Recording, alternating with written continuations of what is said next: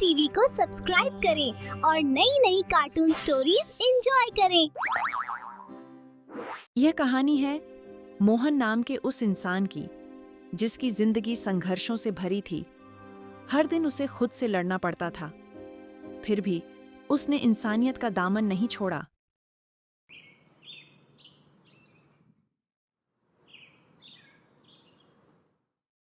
उत्तर भारत का एक छोटा सा कस्बा था, रतनपुर। दिन में बाजार की आवाजें, ठेलों की पुकार, लोगों की भाग दौड़ और रात होते ही सब कुछ थम जाता था। उसी थमी हुई रात में गरीबों की परेशानियां और ज्यादा तेज सुनाई देती थीं। कस्बे के आखिरी सिरे पर रेलवे लाइन के पास एक पुरानी कच्ची सी झोपड़ी थी। यहीं रहता था मोहन अपनी पत्नी सुमन और 7 साल की बेटी गुड़िया के साथ। उस रात झोपड़ी के अंदर हवा भी भारी लग रही थी। चारपाई पर सुमन लेटी थी। उसे तेज बुखार था। उसकी सांस बार बार टूट रही थी। चेहरा पीला पड़ चुका था। उसके पास बैठी थी गुड़िया, जो बस चुपचाप अपनी माँ को देख रही थी। बाबा, अम्मा उठ क्यों नहीं रही? मैं उन्हें बुला रही हूँ, वो सुन क्यों नहीं रही? मोहन पास आया। उसने सुमन का हाथ अपने हाथ में लिया। हाथ ठंडा था, बहुत ज्यादा ठंडा। डर मत गुड़िया, तेरी अम्मा ठीक हो जाएंगी। मैं अभी दवाई लेकर आता हूँ, तू यहीं बैठी रहना, ठीक है? लेकिन मोहन सच्चाई जानता था। उसकी जेब में एक भी रुपया नहीं था। 3 दिन से उसे काम नहीं मिला था। उधार पहले ही चढ़ा हुआ था। अब उसके सामने सिर्फ एक ही रास्ता बचा था, सेठ कालूराम। सेठ की कोठी कस्बे के बीचों बीच ऊंची दीवारों और भारी लोहे के फाटक के साथ खड़ी थी। मोहन दरवाजे के सामने सिर झुकाए खड़ा रहा। काफी देर तक वह कुछ नहीं बोला। फिर उसने गहरी सांस ली। सेठ जी, मैं मोहन हूँ। मेरी पत्नी की तबीयत बहुत खराब है। उसे तुरंत दवाई की जरूरत है।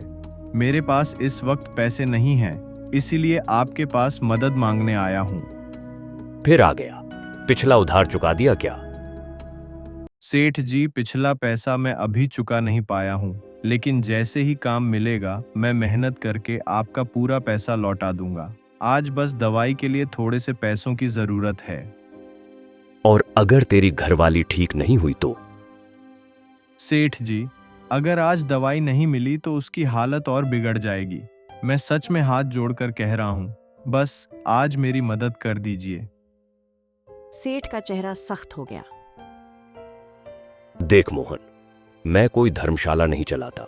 हर बीमार आदमी के लिए पैसे देना मेरे बस की बात नहीं है। अब तुम यहां से जा सकते हो। सेठ जी, वो मेरी पत्नी है, मेरी बेटी की माँ है। आज अगर उसे कुछ हो गया तो मैं जिंदगी भर खुद को माफ नहीं कर पाऊंगा। बहुत हो गया, अभी निकल यहां से। दोबारा मेरी चौखट पर आया तो ठीक नहीं होगा। सेठ जी ने दरवाजा बंद कर दिया। मोहन कुछ पल वहीं सिर झुकाए खड़ा रहा। फिर वह धीरे धीरे वहां से जाने लगा।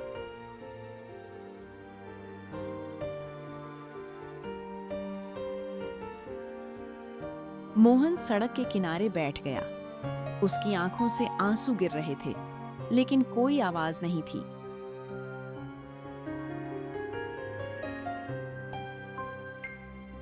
भगवान, अगर मेरी जिंदगी की कोई कीमत है तो ले ले, लेकिन मेरी सुमन को बचा ले। मेरी बेटी माँ के बिना कैसे जिएगी? तभी हवा में एक भारी आवाज गूंजी। अगर सच में देने की ताकत है तो चल, तेरी परीक्षा अभी बाकी है।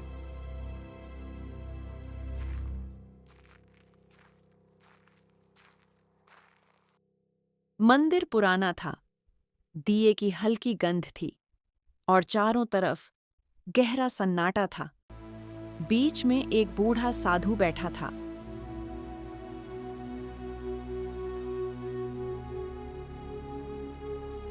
मोहन, मुझे पता है तू यहाँ क्यों आया है। बाबा, मेरी पत्नी बहुत बीमार है। मेरे पास दवाई लाने के लिए पैसे नहीं हैं। अगर आप मदद करें तो उसकी जान बच सकती है। ऐसे अपने साथ ले जा और जैसा मैं कहूँ वैसा ही करना। एक भी गलती मत करना। अगर ठीक से किया तो तेरी पत्नी जिंदा रहेगी। बाबा, इसके बदले मुझे क्या देना होगा? जब तेरे सामने कोई और इंसान इसी तरह मजबूर होकर आए तो तू उसे मना मत करना। यही इसकी कीमत है। मैं वादा करता हूँ बाबा, मैं किसी मजबूर को कभी खाली हाथ नहीं लौटाऊंगा। दवाई की वजह से सुमन की जान बच गई थी। हालांकि उसे पूरी तरह ठीक होने में कई हफ्तों का वक्त लगा।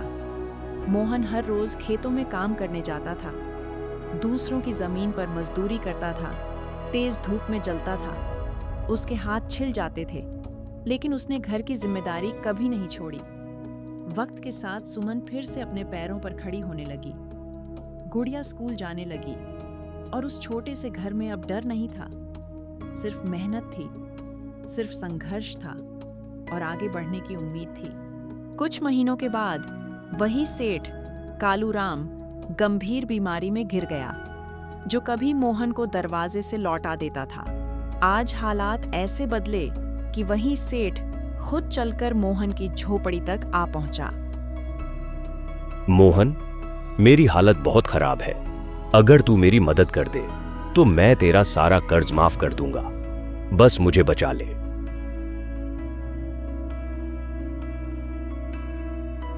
मोहन कुछ पल चुप रहा।